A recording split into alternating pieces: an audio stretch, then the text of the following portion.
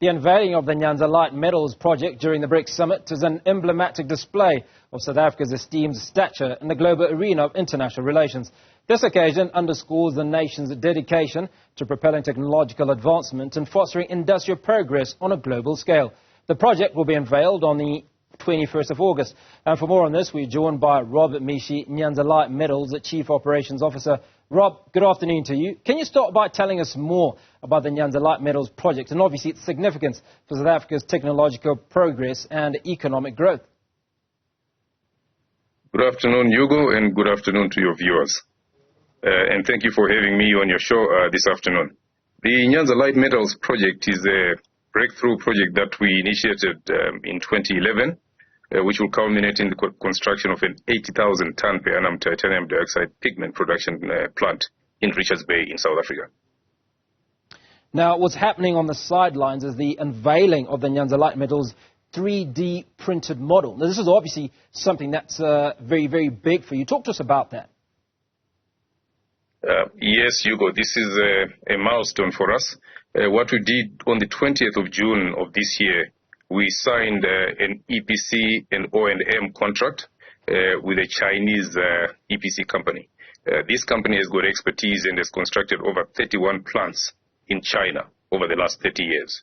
So we are proud now to unveil the 3D model that they have prepared for us, which will depict exactly how the plant will look like when it's fully constructed and commissioned in 2026.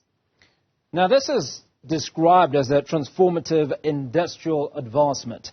Elaborate on how Nyanza Light Metals will reshape South Africa's industrial landscape post this period. Yes, Hugo. So South Africa is endowed with many mineral resources, as many of you would know, but very little beneficiation or value addition that happens. So Nyanza was born as a consequence of that recognition that there is a need to move up the value curve.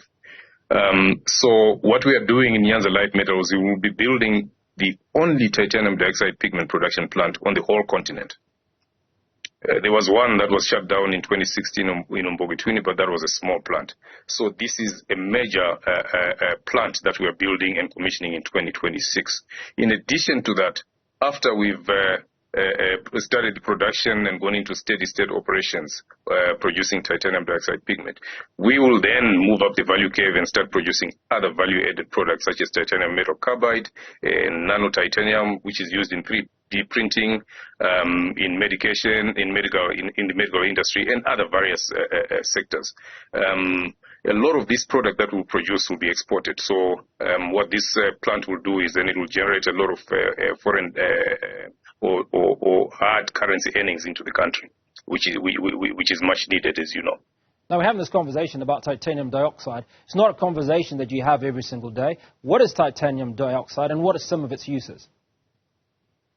Titanium dioxide pigment is a fine white powder that is used in everyday applications. In fact, you and I, with the clothes that we are wearing, there's titanium that was used in the inks and the dyes to produce those clothes. It's used in every day as a behind-the-scenes product. It's used in paints, it's used in plastics, it's used in industrial coatings, it's used in the FMCG industry to whiten milk, and it's used in the pharmaceuticals industry to whiten tablets, for instance. So it's a widely used product, Hugo. Now, the question always is when a venture of this magnitude comes onto the shores of South Africa or is built in and around South Africa is job creation. What's out there for young people and other South Africans around job opportunities? Definitely. When the plant has reached steady-state operations, we will employ 800 or more permanent staff members in the plant and the ancillary utility plants that support it. In addition, during construction, which is a 3-year or 36 months period, we will employ upwards of 2,500 contractors in the areas of Richards Bay and the surrounding areas, to provide the services that are needed to build a plant of this scale. In parallel to that, while the construction is happening, we've engaged with the likes of the Durban University of Technology. We've engaged with the likes of the University of Zululand and signed MOUs, which will see us bringing up to 450 graduates by the time the plant is commissioned. And these graduates will go through a rigorous training program in our product testing and development center that we've already built and commissioned. We commissioned that in June last year. And that will be the training center that we'll use to bring in all these new graduates to learn and to develop their skills to operate in our main plant once it's up and running. Now, another area of significance, Rob, is the involvement of the Minister of Public Works and Infrastructure and the Deputy Minister of Trade and Industry and Competition. What does it say about the support, or certainly your relationship with those two departments and the support that you've been receiving from the government? Yes, the government has played a very pivotal role to get us to where we are to this stage.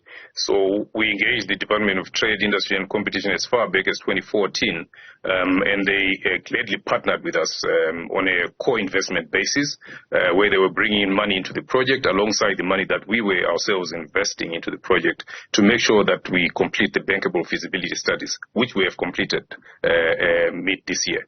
The Department of Public Works and Infrastructure have also come on board to build all the ancillary infrastructure that is required around the plant. So we'll need roads to be widened, we'll need outfall and evacuation pipes to be built, we'll need truck stops to be constructed, and then we'll need bulk water to be pulled into the site where we are operating in Richards Bay. So the Department of Public Works plays a pivotal role in bringing that to the fore, and they've been very supportive to get us to where we are now.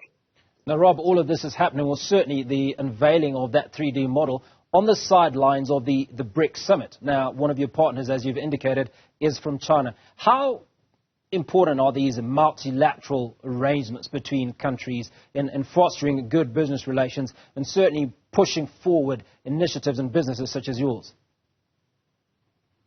Yes, these are very important relationships that are forged by private industries such as ourselves or private companies such as ourselves.